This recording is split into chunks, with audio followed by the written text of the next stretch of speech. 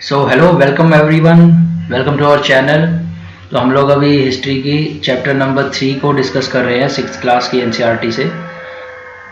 First part हमने कर लिया है और ये सेकंड पार्ट है, क्योंकि ये लेंथी चैप्टर था तो मैंने इसके लिए 2 वीडियोस बनाई हैं। तो चलिए स्टार्ट करते हैं। तो ये लैंग्वेजेस के बारे में है, ये पैराग्राफ लैंग्वेजेस के बारे में लिखा गया है।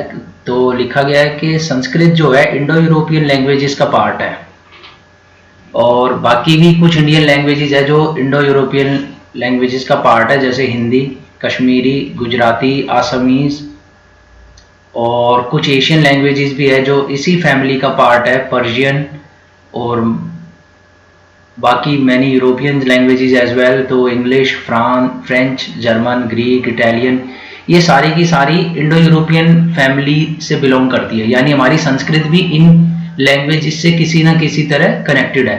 तो कॉमन वर्ड्स होते हैं इन सारी लैंग्वेजेस में, इसीलिए इन्हें एक फैमिली से बिलोंग किया गया है, स्पेनिश को भी। तो कैसे? फॉर एग्जाम्पल, संस्कृत में मातृ को और हिंदी में माँ को, इंग्लिश में मदर कहते हैं। तो इनमें आप देख सकते हैं माँ की साउंड है तीनों ही वर्ड्स में, मदर, माँ, मातृ। तो इसीलिए इन्हें एक ही कैटेगरी में डाला गया है कि ये सारे के सारे इंडो यूरोपियन ओरिजिन की है। तो क्या बाकी इंडियन लैंग्वेजेस भी इंडो यूरोपियन ओरिजिन से हैं? नहीं। ये काफ़ी हैरानी वाली बात है कि सेम कंट्री के अंदर डिफरेंट लैंग्वेजेस की फैमिली से हमारी बहुत सारी लैंग्वेजेस इमर्ज हुई है, जैसे Tamil, Telugu, Kannada, Malayalam belong to Dravidian family. ऐसे ही languages spoken in Jharkhand and parts of central India belong to Austro Asiatic family. तो यानी Sanskrit language has more in common with Indo European than Tamilian languages, then Dravidian family languages. तो ये कितनी हैरानी की बात है कि हमारे देश में कितनी सारी लैंग्वेजेस हैं और वो सारी एक फैमिली से बिलोंग नहीं करती हैं, बहुत सारी डिफरेंट लैंग्वेजेस की फैमिली से बिलोंग करती हैं। तो इसी को हम कहते हैं डाइवर्सिटी, यूनिटी इन डाइवर्सिटी। तो the books we use are written and printed. तो ये जो बुक्स हम पढ़ रहे हैं ये रिटन है, प्रिंटेड है। बट क्या ऋग्वेदा के साथ भी ऐसा था? जी नहीं, बिल्कुल नहीं। ऋग्वेदा को एक तरीके से याद कराया जाता था बोल बोल कर, और उसे याद रखा गया बहुत सालों तक। सिर्फ 200 साल पहले, कुछ सालों की सेंचुरीज पहले ही ये लिखे गए थे, और सिर्फ 200 साल पहले प्रिंट हुए हैं। प्रिंट जब हुए, जब प्रिंटिंग प्रेस का इनोवेशन हुआ, कि डिस्कवरी हुई इंग्लैंड में, और फिर वो वहाँ से इंडिया में आया, ब्रिटिश इंडिया टाइम में, तब प्रिंटिंग करके उसकी बहुत सारी कॉपीज बनाई गई। पहले अदरवाइज सिर्फ मनुस्क्रिप्ट, यानी हाथ से बार्क की, जो बर्च बार्क है उस पर लिखी गई थी, और वो बहुत साल बाद लिखी गई। उससे पहले बहुत सालों तक ये ऐसे ही पहाड़ों की तरह, जैसे पहाड़े याद कराते हैं, टेबल्स याद कराते हैं, ऐसे ही चलती रही। तो ये लोग कैसे स्टडी करते हैं ऋग्वेदा को? हिस्टोरियंस, आर्कियोलॉजिस्ट तो जो है साइंटिफिक टेक्नोलॉजी यूज करके एविडेंस को डिकोड करके हिस्ट्री क्रिएट करते हैं। हिस्टोरियंस क्या करते हैं कि जो मनुस्क्रिप्ट्स है, जो लिखी हुई हैं, बुक्स लिखी गई हैं पत्तों के ऊपर, उनको भी स्टडी करते हैं और डिकोड करते हैं। तो एक ऐसे ही ऋग्वेदा का एक डायलॉग है between Vishwamitra and Vyas and Shatrunj. तो विश्वामित्रा के बारे में हम सब लोगों ने रामायण में, महाभारतों में, इन सारे एपिक्स में कहीं ना कहीं इनका जिक्र आ जाता है। तो व्यास और रिवर आपको पता ही है। तो ऋग्वेदा में इन सब के बीच में एक कन्वर्सेशन हो रही है, कम्युनिकेशन हो रही है। तो वो ऋग्वेदा के एक पैराग्राफ में लिखी गई थी, तो वो यहाँ पे सेम प्रेजेंट करा गया। ये बर्च बार्क है, ये मनुस्क्रिप्ट हाथ से लिखी गई है, और ये 150 साल पहले की है। और ये कहाँ मिली थी? 150 साल पहले कश्मीर में मिली थी। अब ये लिखी कब गई है ये तो मैं नहीं पता नहीं, लेकिन 150 साल पहले कश्मीर में मिली थी। और अब इसको पुणे, महाराष्ट्र के म्यूजियम में या लाइब्रेरी लिखा गया है, लाइब्रेरी में रखा गया है। तो इसकी जो समरी है ये तो आप समझ नहीं पाएंगे संस्कृत में है, तो ये इंग्लिश लैंग्वेज में कन्वर्ट करा है। तो विश्वामित्रा जो है बोल रहे हैं दोनों व्यास और शत्रुंज को कि आप आइए जल्दी से, लेकिन इतनी तेज मत बहना कि हमारे रथ डूब जाए। तो रिवर्स कहती है देखिए हम एक बार बहना शुरू करेंगे तो वो कंट्रोल नहीं होगा, लेकिन हम कोशिश करेंगे कि आपके रथ ना डूबे। ये एक तरीके का कन्वर्सेशन लिखा हुआ है जो मैंने समराइज करा। तो अदर रिवर्स कौन सी मेंशन थी ऋग्वेदा के अंदर? इंडस मेंशन है और इसकी ट्रिब्यूटरीज भी मेंशनड है, सरस्वती भी मेंशनड है। हालांकि जो गंगा और यमुना रिवर है वो सिर्फ एक बार मेंशनड है। तो कैटल्स, हॉर्सेस और चैरियट्स के बारे में बात हो रही है। तो आपको याद है कि हड़प्पन टाइम्स तक हॉर्सेस इतने पॉपुलर नहीं थे, हॉर्सेस को नहीं देखा गया था। ऋग्वेदा टाइम में हॉर्सेस पॉपुलर हो जाते हैं, यहाँ पे हॉर्सेस के मेंशन है। और लड़ाइयाँ करी जाती थी किस चीज़ के लिए? बेसिकली कैटल्स यानी गऊ के लिए करी जाती थी, गौ माता के लिए, और भैंसों के लिए की जाती थी, कैटल्स के लिए, और ज़मीन के लिए की जाती थी। तो जो भी युद्ध में जो भी लूटमारी होती थी, जो भी वेल्थ होती थी, तो उसका कुछ पार्ट तो लीडर रख लेता था अपने पास, कुछ प्रीस्ट को दे देता था, कुछ लोगों में बांट देता था, और कुछ हवन करने के लिए काम किया जाता था। जैसे हवन में घी और ग्रेन्स यूज होते हैं, आपको पता ही है। तो बहुत सारे लोग इसमें पार्ट लेते थे, लेकिन रेगुलर आर्मी नहीं थी, कोई किसी तरीके की आर्मी नहीं थी, और किसी तरीके का कोई टैक्स कलेक्ट नहीं करा जाता था। कोई स्टैंडिंग आर्मी नहीं थी कि ड्रेस पहन के हथियारों से लैस हमेशा एक फुल टाइम आर्मी खड़ी है।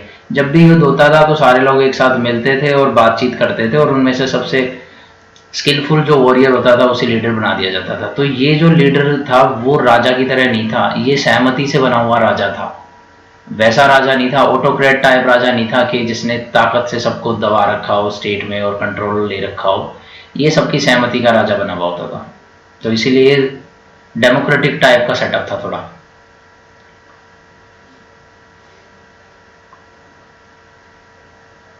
तो दो ग्रुप्स को डिस्क्राइब कराया, प्रीस्ट, उनको ब्राह्मण भी कहते थे, राजा भी। एक दूसरा जो ग्रुप था वो राजा था।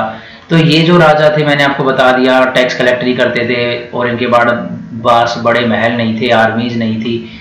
तो ये काफ़ी डेमोक्रेटिक टाइप का सेटअप था जो ट्राइबल सिस्टम में होता है। जैसे कि आपको पता है ट्राइबल सिस्टम काफ़ी डेमोक्रेटिक होता है। और जो उनके बेटे थे वो ऑटोमेटिकली राजा नहीं बनते थे, सबकी सहमति से बनते थे। Two words were used to describe the people or the community as a whole। तो लोगों को और उनकी कम्युनिटी को डिस्क्राइब करने के लिए दो वर्ड पर्टिकुलरली यूज होते थे। आज के सेटअप में देखिए, जैसे हमारी जॉइंट फैमिली इंग्लिश में बोल देते हैं, कुनबा हिंदी में बोल देते हैं। तो उस टाइम पे इनको क्या बोला जाता था? जना। जना बोला जाता था एक ट्राइब को रिप्रेजेंट करने के लिए, और विश बोला जाता था। विश और जना, जना बड़ी टर्म होती थी, विश उसकी सब कैटेगरी होती थी। और वर्ड वैश्या जो है, वैश्या, वो भी विश से आया है। और ये इन वर्ड्स के बारे में हम और आगे जानेंगे। जना के जैसे ट्राइब के बाद वर्ड लिखा जाता था जना, जैसे भारता ट्राइब थी तो भारता जना, पुरु ट्राइब थी पुरु जना, और विश भी लिखा जाता था पुरु जना पुरु विश। ओके, यदु वंश, जैसे हमारे महाभारत जब देखेंगे तो यदुवंशी बोलते हैं उन्हें। तो ये विश और वंशु एकदम लगभग सेम है, उसी को वंश बोल दिया जाता है हिंदी भाषा में, यदुवंशी। तो ये यदु विश होता था, जना होता था, ये जना भी कह देते थे। तो बाकी के और भी वर्ड्स यूज होते थे, जैसे आर्याज यूज हुआ है हिंस में। तो जो आर्याज थे वो ऋग्वेदा को जानते थे, हॉर्सेस को प्यार करते थे, और वो इंडो आर्यन लैंग्वेजेस यानी इंडो यूरोपियन लैंग्वेजेस बोलते थे। बाकी जो थे वो ये सब नहीं करते थे। वो कौन थे जो नहीं करते थे? जो आर्यंस करते थे वो थे दासास, दास्यूस। इन्हीं से वर्ड फिर दासा बना। इनके बारे में भी आगे की क्लासेस में और डिटेल में जानेंगे। तो ये है मेगालिथ की स्टोरी, जो मैंने फर्स्ट चैप्टर में आपको बताया था कि मेसोलिथ और नियोलिथ दोनों के टाइम पे मेगालिथ थे। मेगालिथ मैंने आपको बताया था कि ऐसे जो होती है, जब किसी को डेथ हो जाती है तो उनको जो लास्ट राइट होता है उनका, उनकी जो उनको दफनाया जाता है तो बड़े बड़े पत्थरों से चारों तरफ उनको ऐसे कवर कर दिया जाता है, एक तरीके से रिप्रेजेंट करने के लिए कि भाई ये इनकी जो है कब्र है, इन पर्टिकुलर इंसान, पर्टिकुलर ए इंसान को यहाँ दफनाया गया है। तो वो रिप्रेजेंटेशन के लिए करा जाता था, इसीलिए इनको मेगालिथ बोलते थे। और ये 3000 साल पहले की बात है, यानी मैं इसको बोल लूँ तो BC की टर्म में 1000 BC। ओके, तो ये कहाँ पे पाए जाते थे? मैंने आपको बताया था पर्टिकुलरली साउथ में पाए जाते थे, लेकिन नॉर्थ ईस्ट और कश्मीर में भी मिल जाते हैं, लेकिन ज़्यादातर पॉपुलर ये साउथ इंडिया में थे।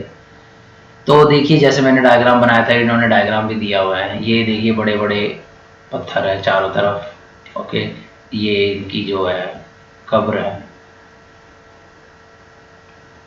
तो कई बार क्या होता था, इन बड़े पत्थरों को अंडरग्राउंड भी दबा दिया जाता था। अभी तो बाहर दिख रहे हैं, इनको अंदर भी दबा दिया जाता था अंडरग्राउंड। तो बेसिकली बस यही है, आगे मूव करते हैं।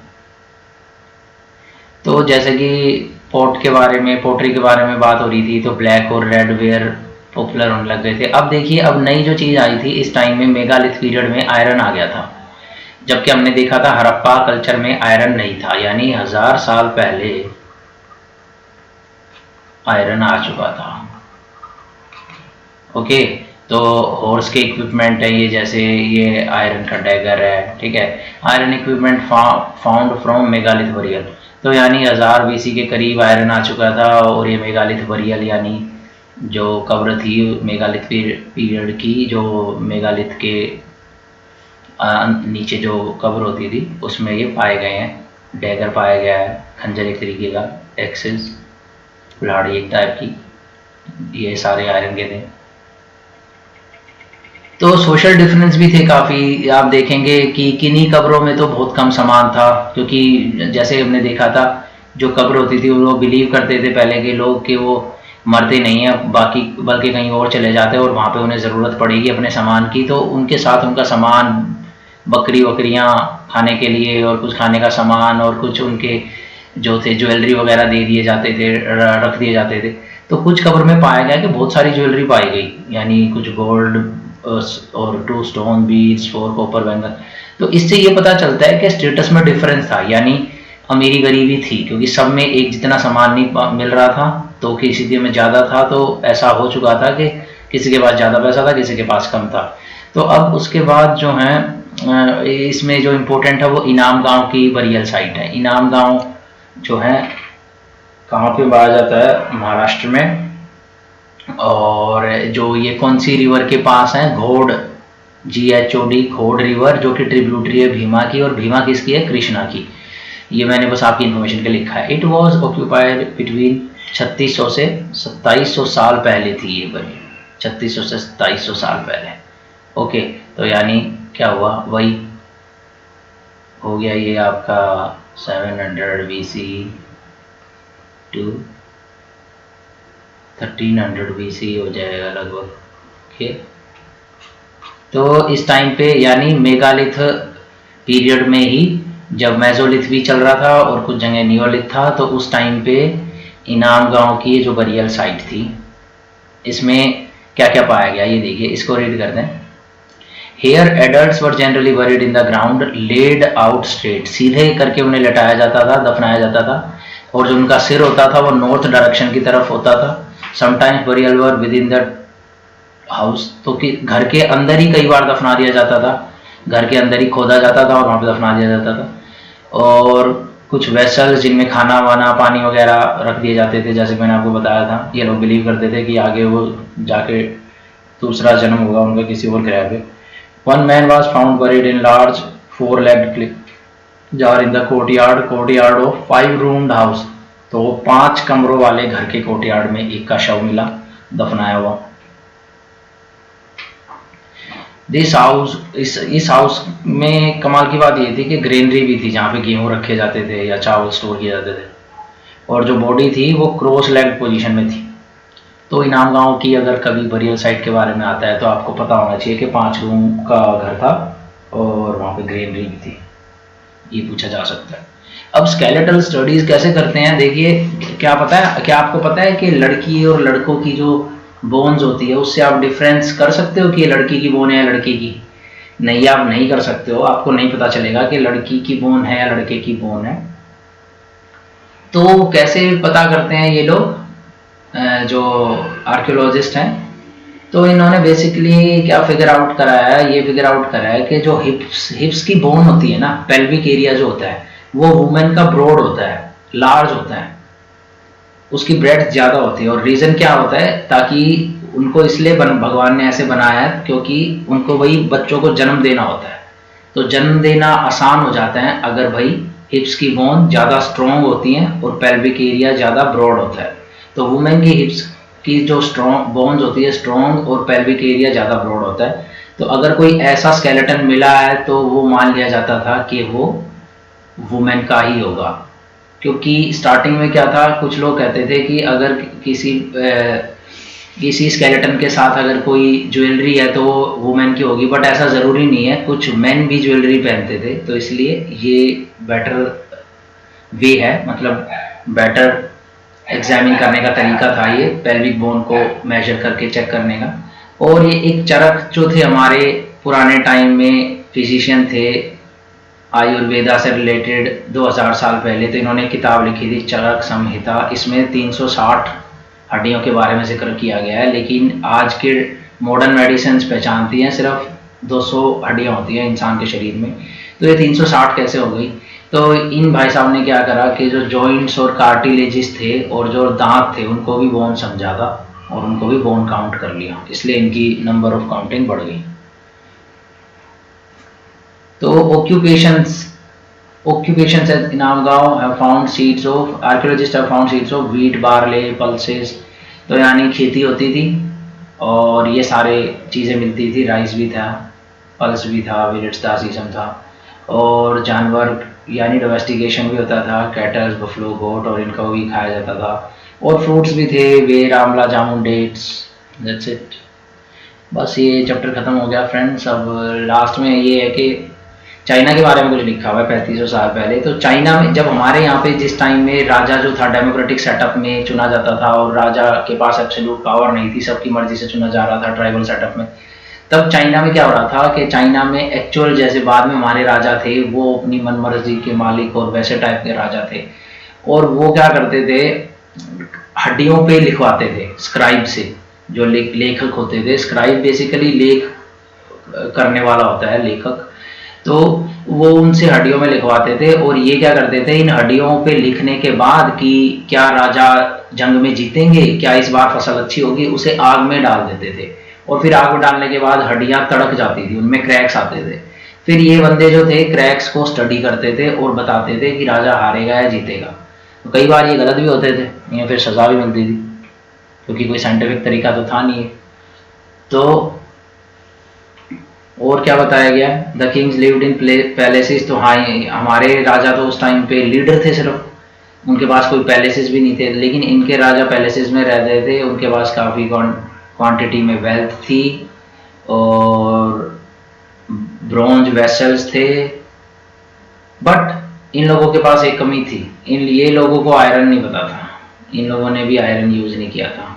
आयरन बहुत इंपॉर्टेंट है हिस्ट्री में, आयरन के आते ही सब बदल जाएगा फ्रेंड्स, इसलिए हम लोग बार बार आयरन की बात करते हैं। क्यों? क्योंकि आयरन जो होता है स्ट्रॉन्ग मेटल होता है, कॉपर और बाकी के अदर मेटल से। तो जब इससे हम ज़मीन को खोदेंगे, लकड़ी को काटेंगे या वॉर में यूज़ करेंगे, तो ये बहुत बड़ा एडवांटेज होता है। तो जिसके पास ज़्यादा आयरन, जिसको पहले आयरन मिला, वो जीत जाएगा। इसीलिए टेक्नोलॉजी की बहुत इंपॉर्टेंस होती है। So iron means advantage in war, technology. तो जिसके पास आयरन आया वो जीत गया। इसी तरीके से आज अगर हमें अपने भारत देश को महान बनाना है तो हमें किस चीज से महान बनेंगे? कोई रिलीजन से तो महान नहीं बनेंगे, क्योंकि बाकी लोगों के पास भी उनके रिलीजन है। तो किस चीज से महान बनेंगे? तो मैं आपको बता दूं कि आराम से बैठी बैठी गवर्नमेंट जॉब से भी महान नहीं बनेंगे। किस चीज़ से महान बनेंगे? इन चीज़ों से तो महान बनने नहीं वाले हैं, रिसर्च एंड डेवलपमेंट से महान बनेंगे। हमें साइंस में रिसर्च करना होगा, ऐसी चीज़ें ढूंढनी होंगी जो यूएस और चाइना के पास नहीं है, तभी हम लोग रैंक 1 बन सकते हैं। अदरवाइज हम इनके पीछे ही फॉलो करते रहेंगे। और आपको पता ही है टेक्नोलॉजी, एआई टेक्नोलॉजी आ रही है, आर्टिफिशियल इंटेलिजेंस, मशीन लर्निंग। आप देखिए फेसबुक, ट्विटर, सब अमेरिकन। ओके, हमारे पास बहुत कम टेक्नोलॉजी है, तो इसलिए हम बहुत पिछड़े हुए, हमें बहुत मेहनत करनी है। ओके, तो इसलिए आप सब लोग देश का भला चाहते हैं तो बिना बात की बातों में दिमाग ना लगाएं, रिसर्च एंड डेवलपमेंट में जाए। ये सच्चाई है, लेकिन मैं किसी को डिस्करेज नहीं करूँगा, रिलीजन की अपनी इंपॉर्टेंस है और गवर्नमेंट जॉब की भी अपनी इंपॉर्टेंस है। सब लोग रिसर्च एंड डेवलपमेंट में नहीं जा सकते हैं, तो कुछ लोग यहाँ जाएंगे और रिलीजन को प्रोटेक्ट करने के लिए भी रिलीजन की प्रैक्टिस की ज़रूरत है। बट हमें ये पता होना चाहिए कि असली एडवांटेज कहाँ है। जैसे इसीलिए हिस्ट्री पढ़ते हैं, जिसके पास आया पहले आयरन वो देखिए कैसे जीतेगा बाकी के चैप्टर्स में, कैसे मगधन एम्पायर सबसे स्ट्रॉन्ग बन जाएगा क्योंकि उसके पास आयरन आ गया था। और हम लोग के पास अगर कोई टेक्नोलॉजी ऐसी आ गई जो चाइना और अमेरिका के पास नहीं है, तो हम लोग नंबर 1 बन जाएंगे। तो चलिए, तब तक के लिए चैनल को सब्सक्राइब कीजिए, वीडियो को लाइक कीजिए, शेयर कीजिए और नेक्स्ट वीडियो में मिलते हैं।